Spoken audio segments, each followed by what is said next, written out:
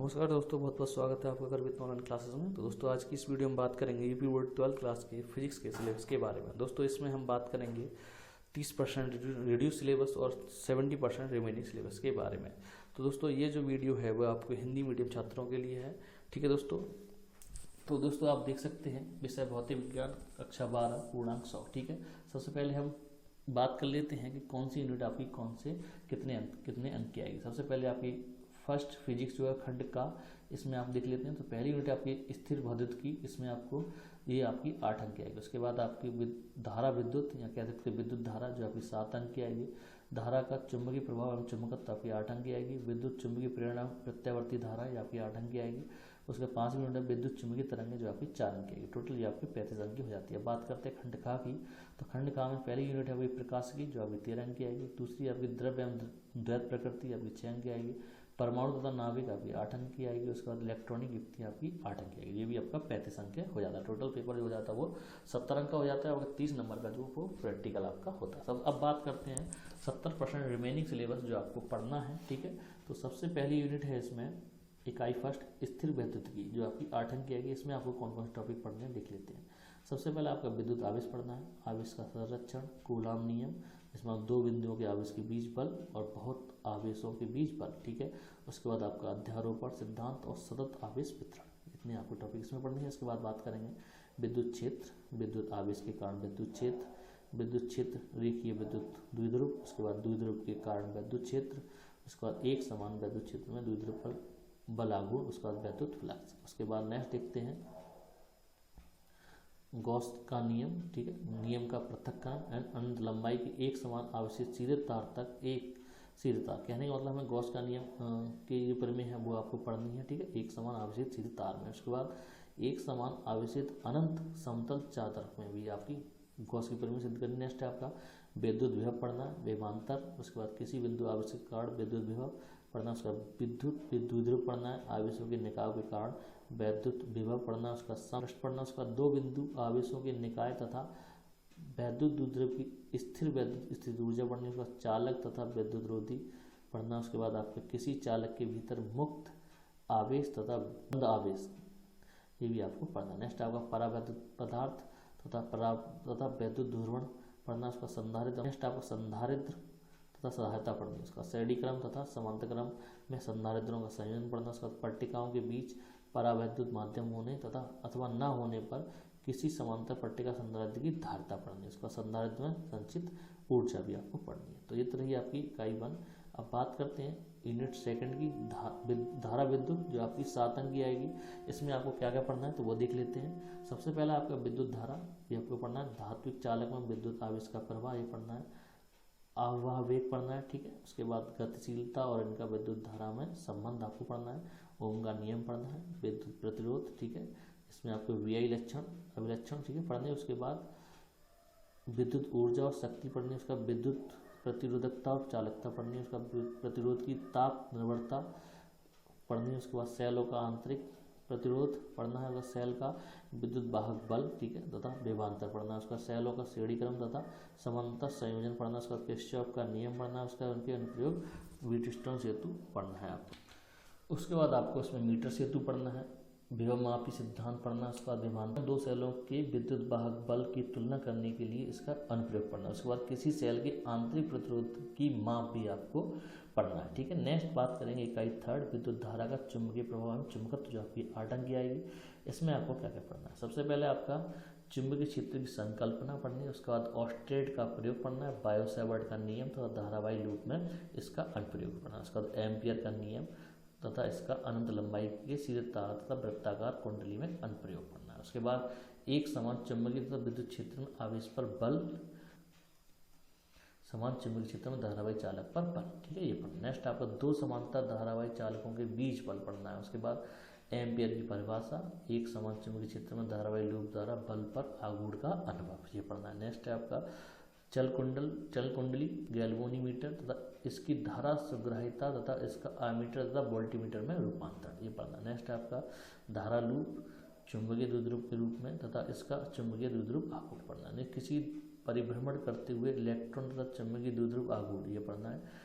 Next आपका तुल्यांकी प्रणालिका के रूप में क्षण चुंबक चुंबक क्षण चुंबक, और उसके बाद चुंबकीय क्षेत्र रेखाएं पृथ्वी का चुंबकीय क्षेत्र, ये आपको टॉपिक इसमें पढ़ने। नेक्स्ट बात करते हैं यूनिट 4 वैद्युत चुंबकीय प्रेरण तथा प्रत्यावर्ती धाराएं। इसमें आपको जो आपकी 8 अंक है इसमें क्या क्या पढ़ना देख लेते हैं। वैद्युत चुंबकीय प्रेरण फैराडे के नियम पढ़ने हैं, उसके बाद प्रेरित ईएमएफ तथा धारा पढ़नी, लेंज का नियम पढ़ना है, भंवर धाराएं, स्वप्रेरण तथा अन्य प्रेरण आपको पढ़ना। नेक्स्ट है प्रत्यावर्ती धारा पढ़नी है, प्रत्यावर्ती धारा तथा बोल्टता के शिखर तथा वर्ग माध्य मूल मान पढ़ना। उसके बाद प्रतिघात तथा प्रतिबाधा पढ़नी है, एलसी दोलन, ठीक है। उसके बाद आपका सीढ़ीबद्ध एलसीआर परिपथ अनुनाद, उसके बाद एसी परपोताप शक्ति, उसके बाद एसी जनित्र और ट्रांसफार्मर आपको ये पढ़नी है।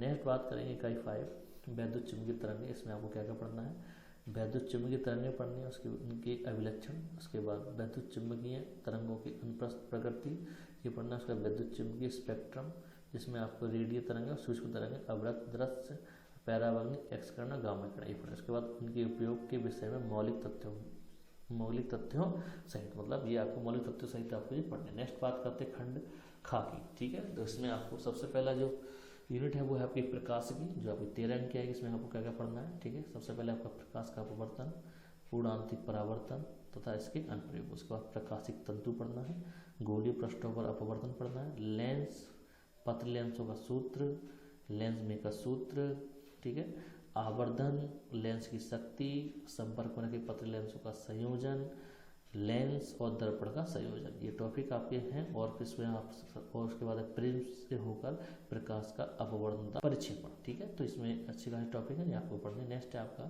प्रकाशिक यंत्र में आपका मानव नेत्र पढ़ना है, प्रतिबिंब बनना और समंजन क्षमता पढ़नी है, लेंस और द्वारा दृष्टि दोष का संशोधन, ठीक है, जिसमें आपका निकट दृष्टि दोष है और दूरदर्शी दोष है, जरा दूरदर्शिता है और आपका अवंदिकता है, ठीक है। ये आपके टॉपिक पढ़नी है। नेक्स्ट टॉपिक है इसमें सूक्ष्म खगोलीय दूरदर्शक, ठीक है, परावर्ती और अपवर्ती तथा इनकी आवर्धन क्षमताएं, ठीक है। उसके बाद तरंग प्रकाशिकी, तरंगाग्र तथा हाइगेंस का सिद्धांत, ठीक है, तरंगाग्रों के उपयोग द्वारा तरंगों का समतल पृष्ठों पर परावर्तन, ठीक है, और अपवर्तन ये पढ़ना। नेक्स्ट है आपका हाइगेंस सिद्धांत के उपयोग द्वारा परावर्तन तथा अपवर्तन के नियमों का सत्यापन। नेक्स्ट है आपका व्यतिकरण, उसके बाद यंग का द्विजिरी प्रयोग तथा फ्रिंज चौड़ाई के लिए व्यंजक, ठीक है, ये पढ़ना। नेक्स्ट है आपको कला संबंध स्रोत तथा प्रकाश का प्रतिपादित व्यतिकरण, ठीक है, ये पढ़ना। नेक्स्ट एकल झिरी के कारण विवर्तन पढ़ना है, केंद्रीय उच्चिष्ट की चौड़ाई आपको पढ़नी है। नेक्स्ट है आपकी इकाई 2, इसमें जो आपकी चयन की है इसमें आपको क्या पढ़ना है, इकाई 2 का नाम है आपका द्रव्य और विकिरणों की द्वैत प्रकृति।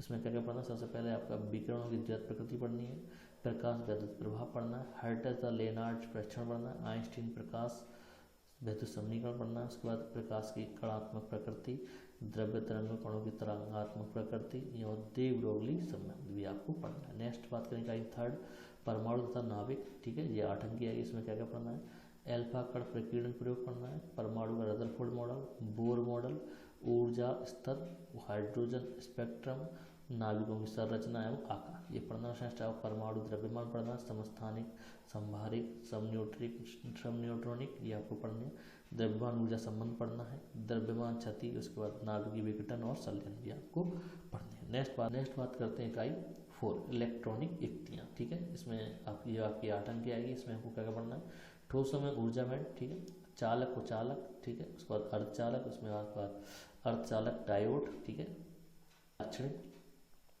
उसके बाद डायोड डिस्टकारी के रूप में पढ़ना है, ठीक है, एलईडी में अभिलाक्षणिक और फोटोडायोड और सेल पढ़ना है, संधि ट्रांजिस्टर क्रिया, ट्रांजिस्टर के अभिलाक्षणिक ये पढ़ना है, उसके बाद ट्रांजिस्टर प्रवर्धक के रूप में, ठीक है, उसके बाद आपका ट्रांजिस्टर दोलित्र के रूप में, उसका लॉजिक गेट्स भी आपको पढ़ने और ट्रांजिस्टर स्विच के रूप में ये आपको पढ़ना। तो दोस्तों ये तो था 70% सिलेबस जो आपको पढ़ना था। अब बात करते हैं उस सिलेबस की जो आपको नहीं पढ़ना है।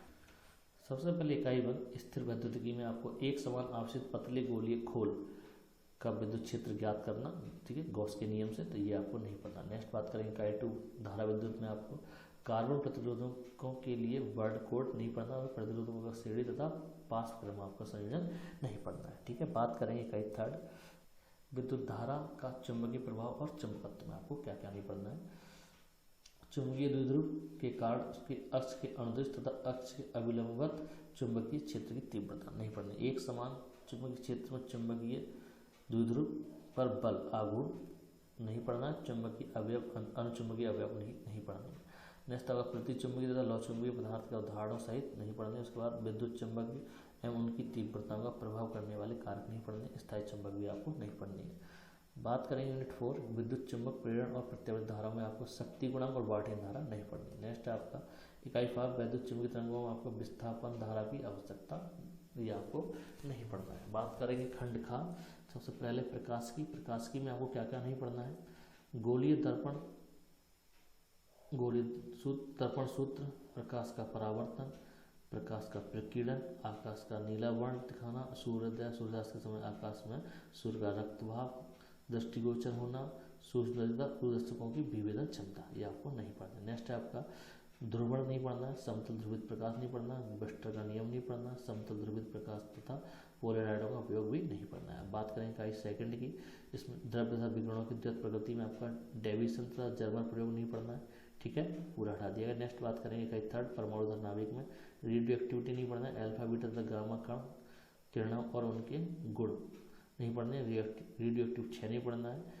इसका बंधन ऊर्जा प्रति न्यूक्लियन नहीं पढ़नी, इसका द्रव्यमान संख्या के साथ उसमें परिवर्तन भी नहीं पढ़ना है। नेक्स्ट बात करेंगे इकाई 4 इलेक्ट्रॉनिक युक्तियों में आपका जेनर डायोड हटा दिया है, वोल्टा नियंत्रक के रूप में जेनर डायोड, ये 2 टॉपिक आपके इसमें से हटा दिए गए। तो दोस्तों ये थी आज की वीडियो जिसमें मैंने आपको यूपी बोर्ड 12th क्लास के फिजिक्स के सिलेबस के बारे में बताया। मैंने इसमें आपका रिमेनिंग और रिड्यूस दोनों सिलेबस के बारे में बताया। दोस्तों उम्मीद करता हूँ ये वीडियो आपको जरूर पसंद आई होगी। अगर वीडियो आपको पसंद आई तो लाइक करें, शेयर करें और हमारे चैनल को सब्सक्राइब करना ना भूलें। मिलते हैं अगली वीडियो में जिसमें हम बात करेंगे यूपी बोर्ड के और अगले सब्जेक्ट के बारे में।